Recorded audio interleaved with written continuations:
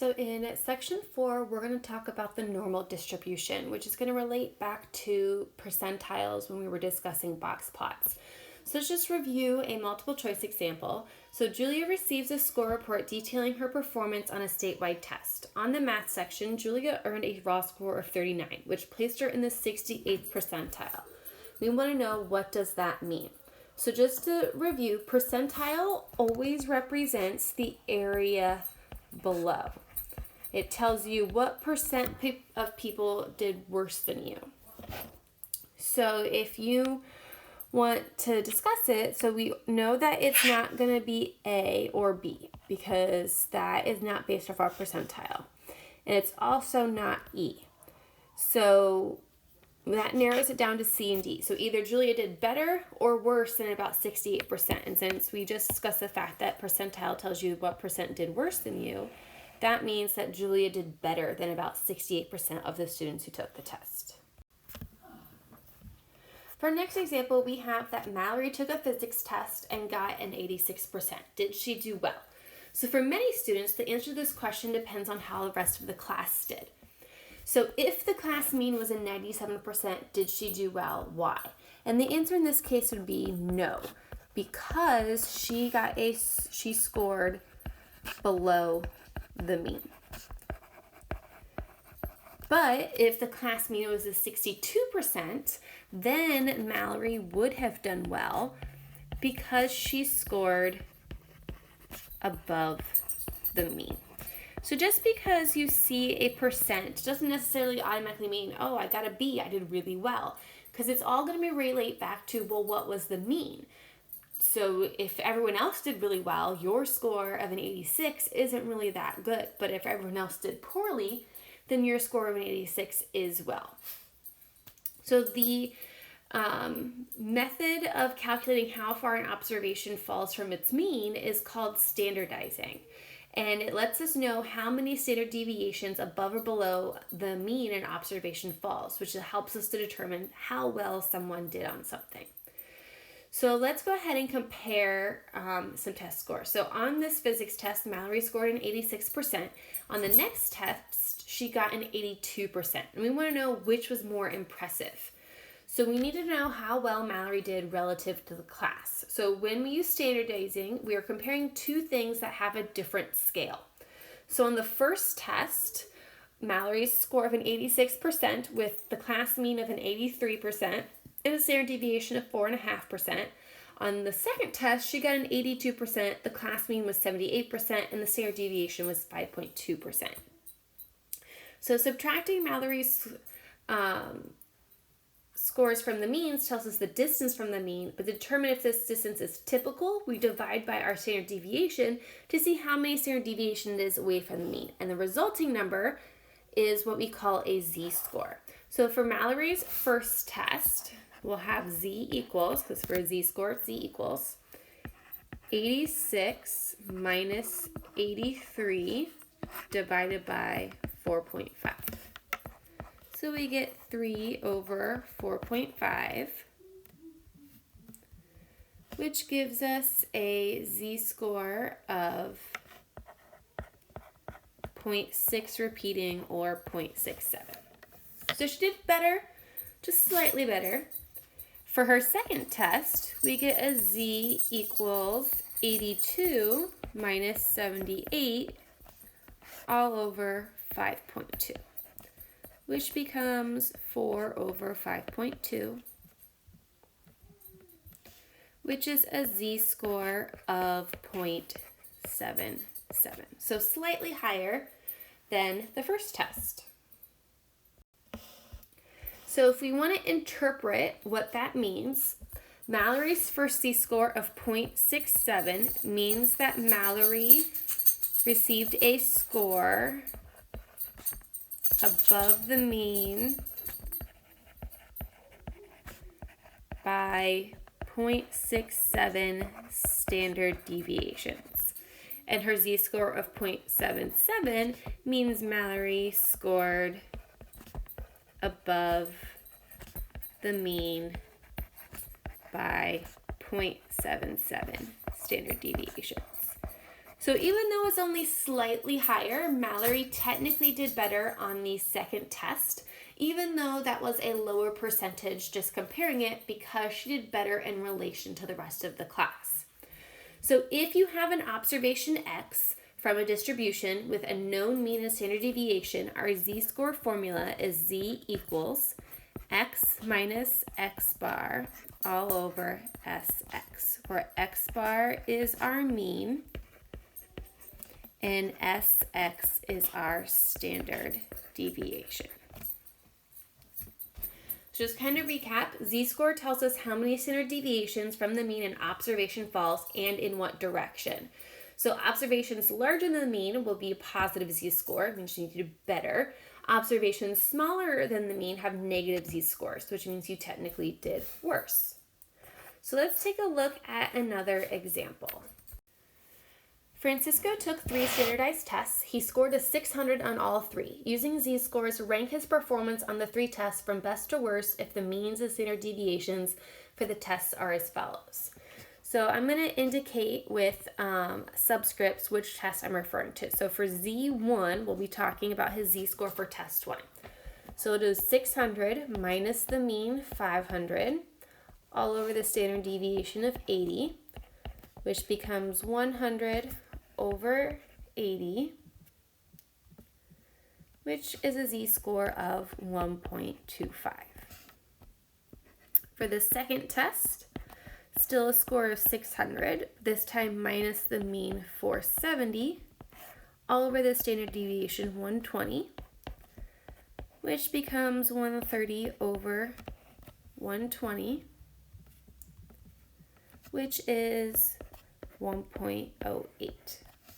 And then for the last test, 600 minus the mean 560 over the standard deviation of 30 becomes 40 over 30, which is 1.33. So if we're going to rank how well Francisco did, he did the best on the third test because that has the highest z-score, then this first one, and then the second, which is option D.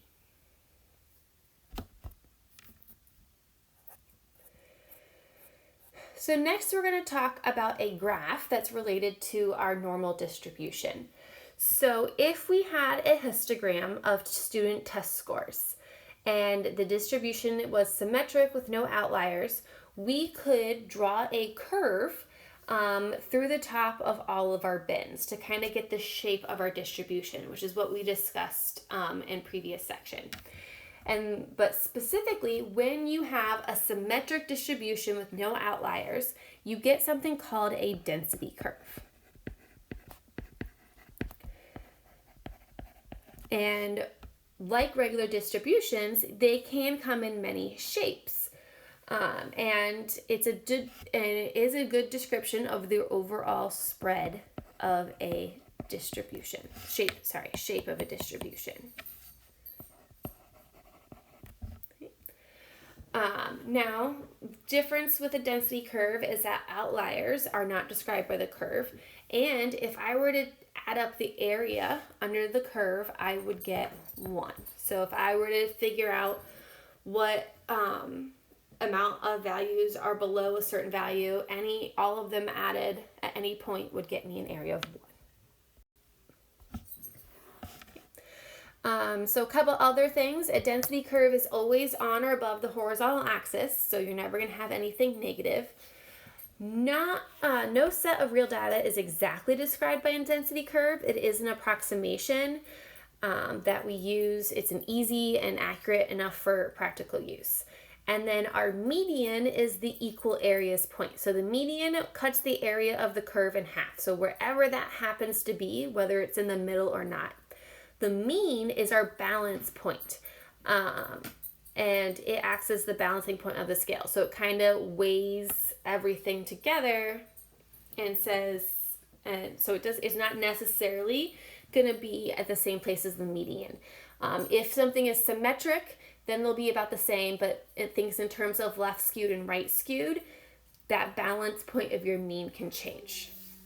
So because a density curve is an idealized description of data, we have to distinguish between mean and standard deviation for a density curve, which is for a population, versus a sample. So we've already talked about sample mean and sample standard deviation. So sample mean we identify with an X with a bar over it. Sample standard deviation, the S with a subscript of X. The mean of a density curve, so the population mean, we denote with the lowercase Greek letter mu. And then the standard deviation of a density curve, we use the Greek letter sigma, the lowercase. And we can roughly locate the mean in a density curve, but there's no easy way to locate the standard deviation in general. But the mean, that balance point, you should be able to identify. So there is an important density curve that we're going to focus on for the rest of the notes called the normal curve. And distributions that use it are called standard normal distributions. So for all of these distributions, they have the same shape. They're going to be symmetric, they're going to be single peaked or unimodal, and they're going to be bell-shaped. And we will always give our mean and standard deviation using our Greek letters, so mu and sigma, to identify our mean and standard deviation. And our mean will always be used to describe our center, and we'll be using standard deviation to control our spread. So normal distributions use mean and standard deviation because they are symmetric. So with a normal distribution, it was discovered that there's this rule called the 68-95-99.7 rule. And it was discovered that a certain amount of data always falls within 1, 2, and 3 standard deviations of the mean. So from this, we know that approximately 68% of the observations fall within 1 standard deviation of the mean. And this is true for any distribution. 95% of the observations fall within 2 standard deviations of the mean, and 99.7% of the observations fall within 3 standard deviations of the mean. And this is true for every normal distribution. So we're going to take a look at what this means in a graph. So we draw our normal curve. Our mean is located in the center, and because it is standardized in the normal distribution, we have a mean of 0. And then we have our 1, 2, and 3 standard deviations above, and our 1, 2, and 3 standard deviations below. So our mean is going to kind of represent our 50% mark. So everything above, there's 50% of our data above the mean and 50% below. Then within 1 standard deviation is 68% of our data. So 68% of our data is within 1 standard deviation. And that 68% is split up evenly on either side. So that means 34% falls on the positive and 34% falls on the negative. The next is 2 standard deviations, which account for 95% of our data. And it's split evenly, but if 34% is from 0 to 1, if you take 95, subtract the 68, and divide by 2, that leaves us a remaining 13.5%, not already covered by the 1%. And then next we have our 3 standard deviations, which we know accounts for 99.7% of our data. Again, not including what we've already discussed in the middle. So if we take 99.7, we subtract 95, and we divide by 2, that leaves us with 2.35%.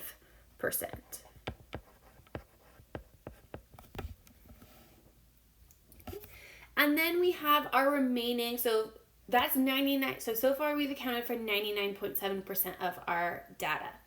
So we have 0.3% that still isn't accounted for, and that's everything that falls outside of 3 standard deviations. So this remaining percent here is 0.15% of our data falls with outside of 3 standard deviations from mean. So this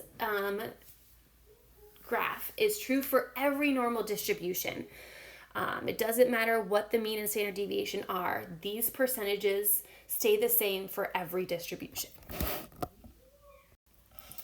So let's go ahead and take a look at an example. So distribution of heights of young women aged 18 to 24 is approximately normal with a mean of 64.5 inches and a standard deviation of 2.5 inches. We're going to sketch our normal curve for the distribution, label our 1, 2, and 3 standard deviations, and then we're going to use that to find some percentages. So we'll start by drawing our curve. Our mean is in the middle, 64.5. Now we're going to do 1, 2, and 3 standard deviations above that. So we'll add 2.5. We'll get 67. Then we add 2.5, we get 69.5. Add 2.5 again, we get 72.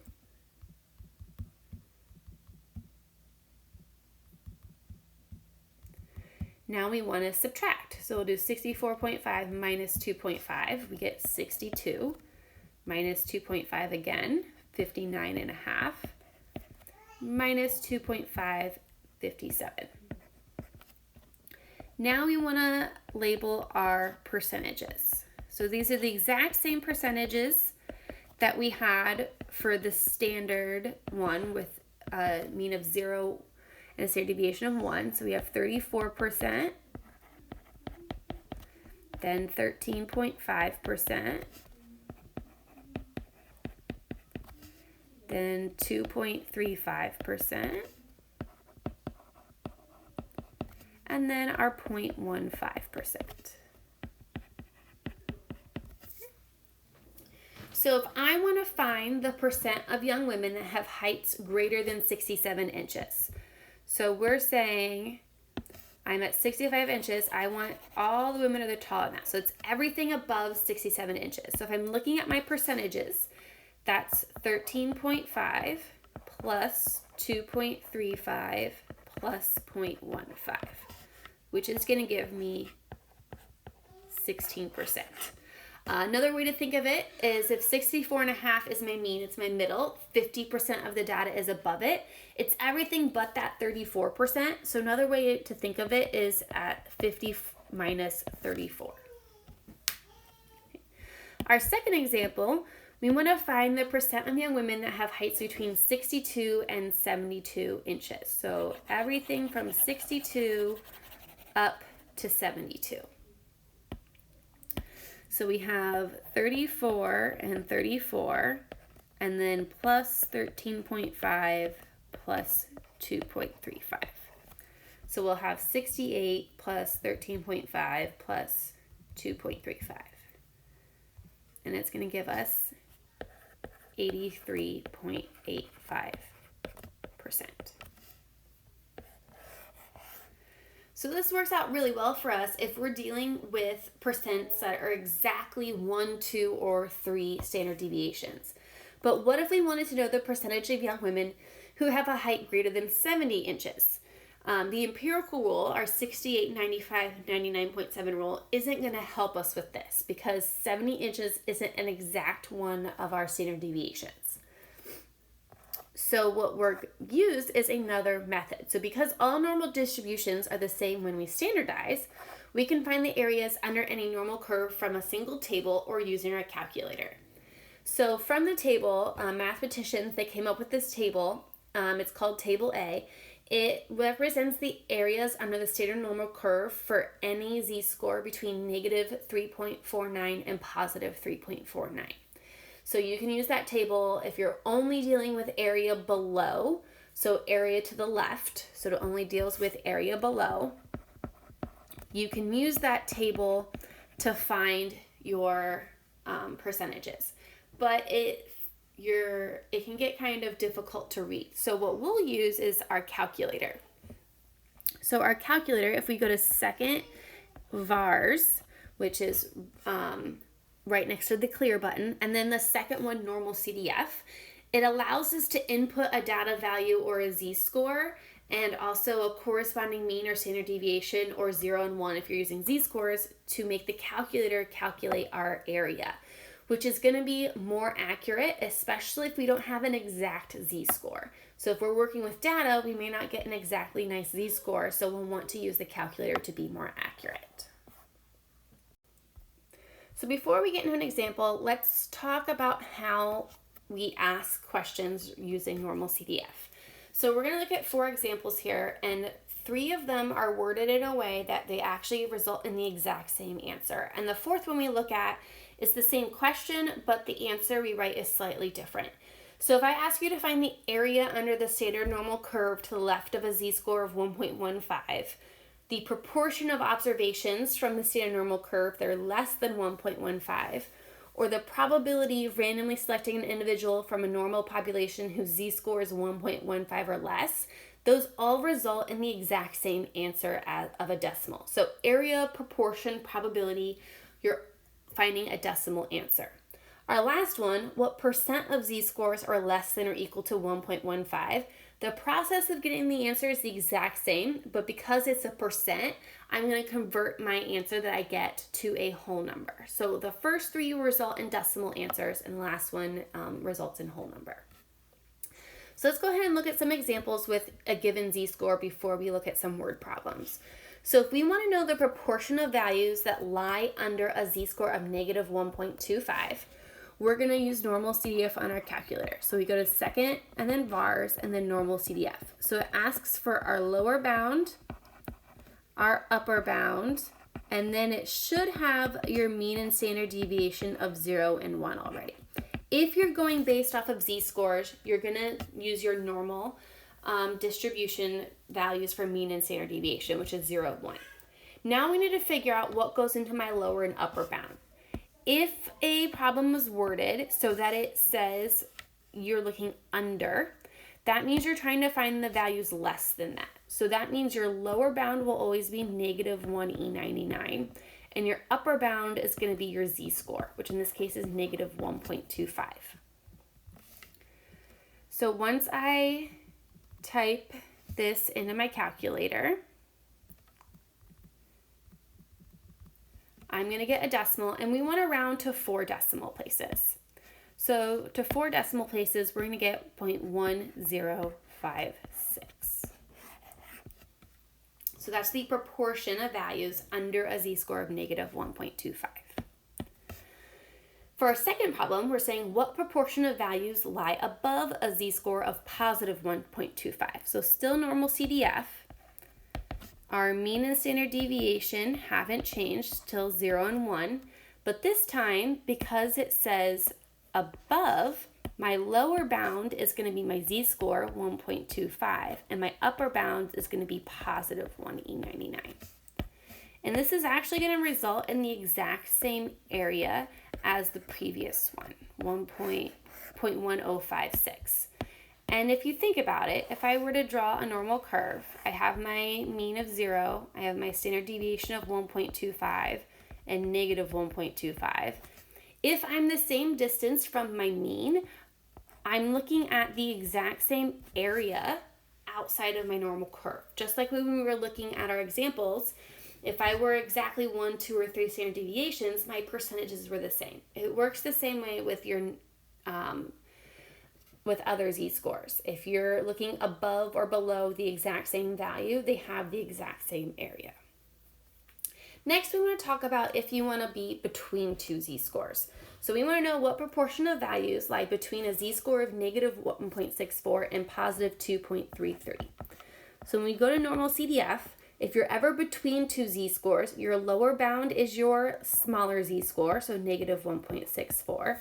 The upper bound is going to be our larger z-score, 2.33. And then we'll leave our mean of 0 and our standard deviation of 1.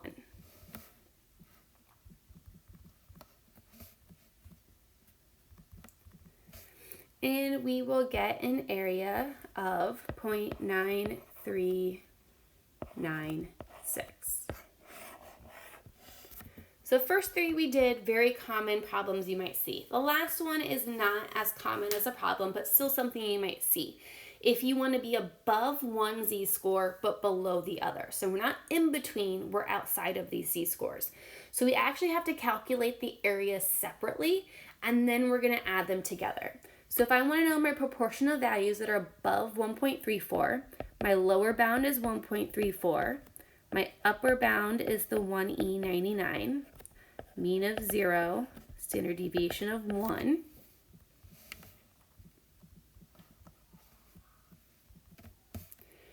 We're going to get an area of 0.0901. For everything below negative 2.78, my lower bound is negative 1 E99. Upper bound is negative 2.78. Mean of 0, standard deviation of 1.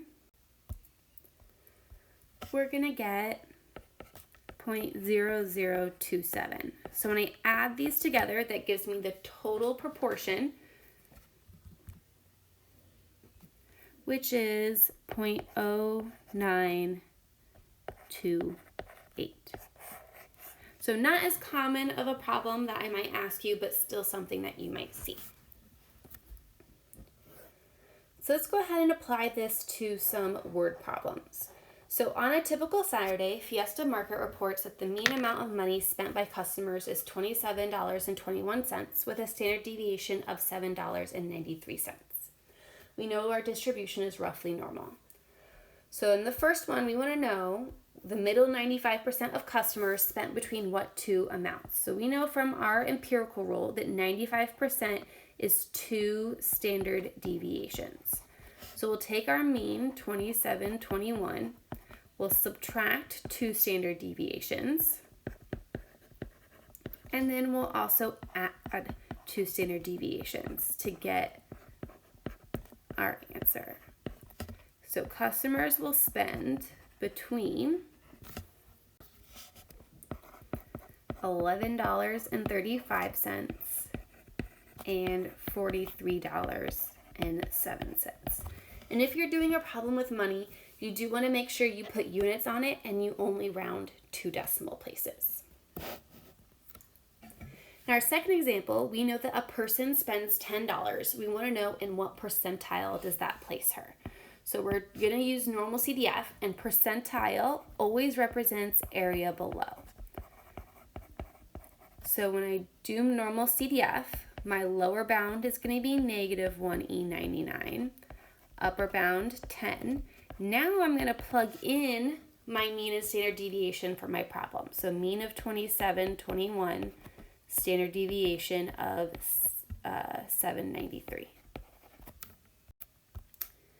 We get 0.0150, which because it asks for the percentile, we're then going to multiply by 100, and we get a percentile of 1.5.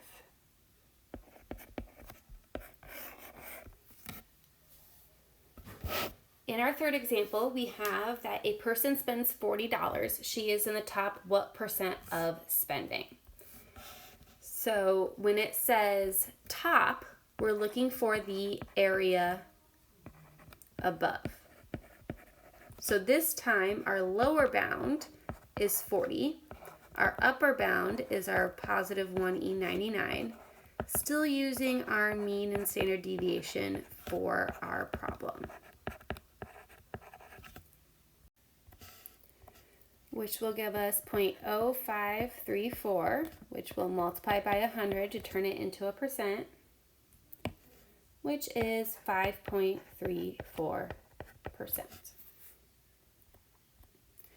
Our last example, we want to know how many people spend between $20 and $30. That should say what percent of people. So what percent of people spend between $20 and $30? So our lower bound will be 20. Our upper bound will be 30. We'll use our mean of 27.21 and our standard deviation of 793. We will get 0.4559, which again, multiply by 100 to turn into a percent. And we get 45.59%.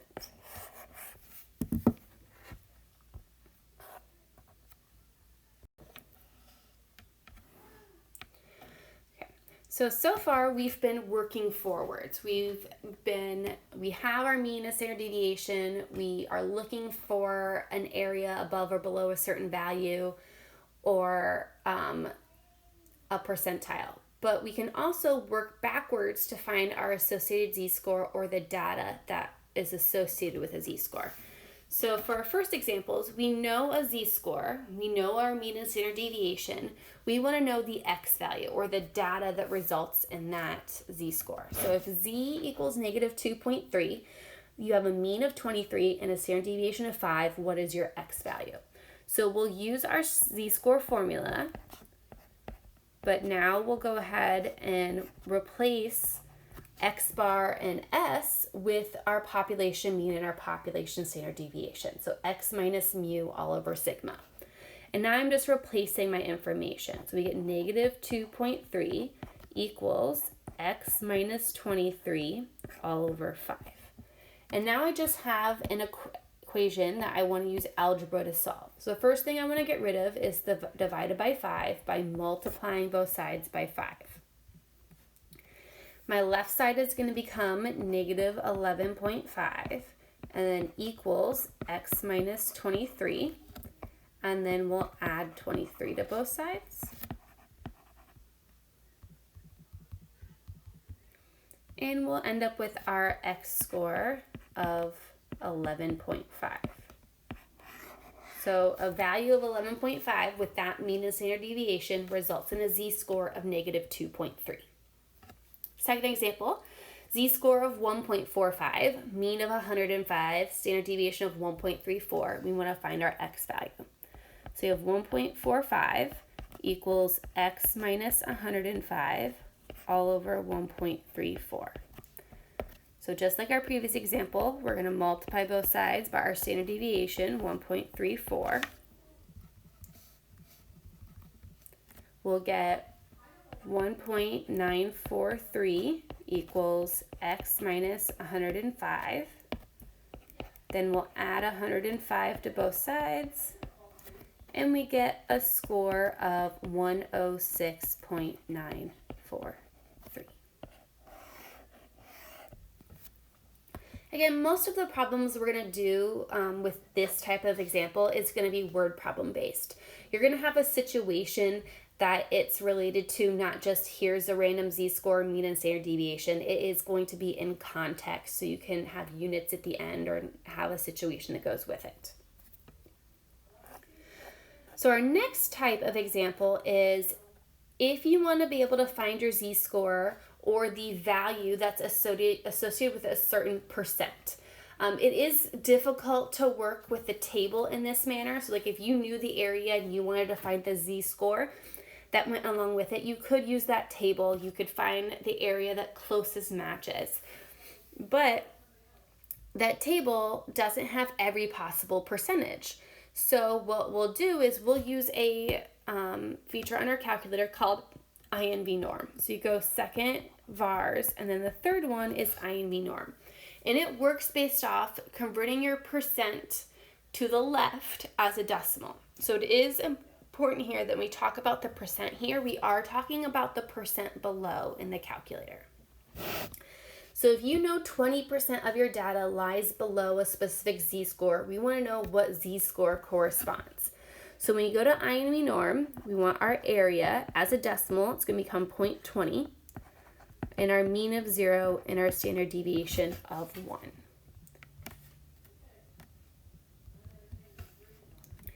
And we're going to get a z-score of negative 0.84. It's not exactly negative 0.84, but I only require 2 decimal places for a z-score. It is the most common rounding that we're going to use. So for our next one, if you have 34.5% of your data lying above a z-score, what is that z-score? So the calculator only ever works with area below, and we're given the area above. So the first thing I need to do is actually 100 minus 34.5 to get my area below. So 65.5. So when I convert that to a decimal, my area is 0.655, mean of 0, standard deviation of 1. And we end up with a z-score of 0.4. or you can leave that as 0.399. Because if you want to round 2 decimal places, you have to end up rounding it to 0.4. So either one of those is acceptable. Our last step example is if you have a percent of data in the middle. So if you have 30% of the data lying symmetrically in the middle of your distribution, what are your z-scores? So if you're looking in the middle, you actually have 2 z-scores that contain the middle. And that goes back to our normal distribution graph. So if you think back to what we did before when we were labeling our graph, you have your mean, you have your 2 z-scores, and we're saying that this middle is 35%. So we want to know what 2 z-scores contain that middle 35%. So what I need to do is figure out what percent is split evenly above and below those 2 z-scores. So I have to do 100 minus 35 and then divide it by 2. And we get 32.5. So 32.5% of our data is below and 32.5% of our data is above. So I only actually have to find one z-score because as we discussed previously, if you're looking at the same area above and below a z-score, they're the exact same z-score, just one negative and one positive. So I'm only going to do I and V norm once with my area below. So I'm going to do my area of 0.325, my mean of 0, and my standard deviation of 1. And we're going to get our negative z-score, negative 0.45, which means our positive z-score is positive 0.45.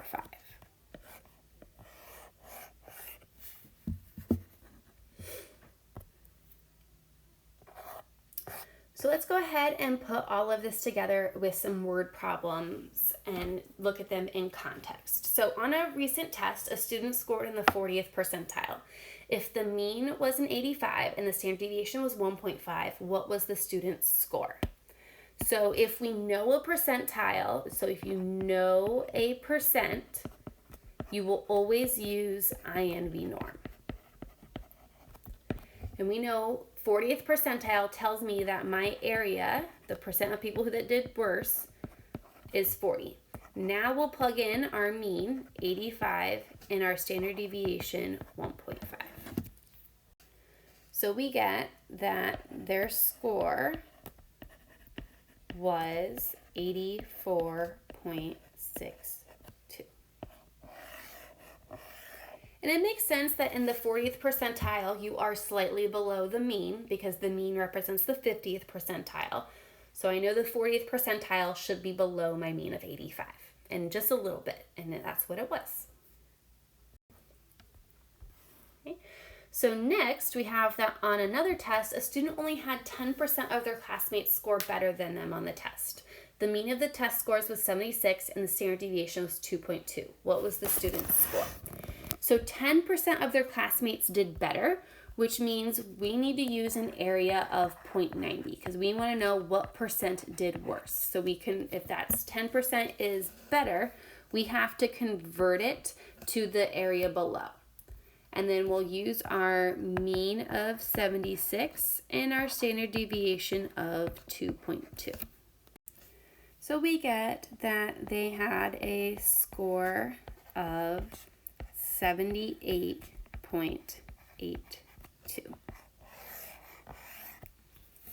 Okay. Makes sense that it is above the mean because our area is in the 90th percentile, which is above the mean of the 50th percentile. Okay. The next one says, an athletic association wants to sponsor a foot race. The average time it takes to run the course is 58.6 minutes with a standard deviation of 4.3 minutes. If the association decides to award certificates to the fastest 20% of the racers, what should the cutoff time be? And this one's a little bit tricky because it has to do with time. And if you are saying you want to be the fastest, you are below the mean. Because if you're going to be faster, that means that you're doing better. So if you want to be in the fastest 20%, we are looking for an area of 0.20. We're finding the people in the 20th percentile, the people that went below. So with our mean of 58.6 and our standard deviation of 4.3. So the cutoff time would be anything below 54.98 minutes. So time is a tricky one. Fast would actually mean area below, and then slowest would be area above, which is kind of counterintuitive to the examples we've been doing, where you want to be above to do better. So for our last example, we have that an automobile dealer finds that the average price of a previously owned vehicle is $8,256. He decides to sell the cars that will appeal to the middle 60% of the market in terms of price. Find the maximum and minimum prices of the cars the dealer will sell. The standard deviation is 1,150 and the variable is normally distributed. So we kind of have to relate this back to the example we did before. We have two z-scores that represent our middle, or two prices, if you will. So our middle here is 60%. So we need to figure out the area above and below. So if I do 100 minus 60 and divide by 2, we'll get 20. So we're looking at 20% below and 20% above these two prices. So for my below, so for my first price, my minimum price,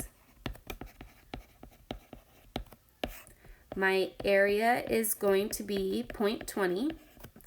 Plug in my mean of 82.56 and the standard deviation of 1150. And we're going to want to round to 2 decimal places because it's money. So $7,288.14. For our max price, if we're dealing with 20% above, that would mean we're looking at an area of 0.80 because 80% of the cars would be cheaper. Plug in our mean of 82.56 and our standard deviation of 1150. And we'll get a max price of $9,223.86. Let me know if you have any questions relating to the normal distribution, whether that's calculating a z-score or using normal CDF or INV norm on your calculator.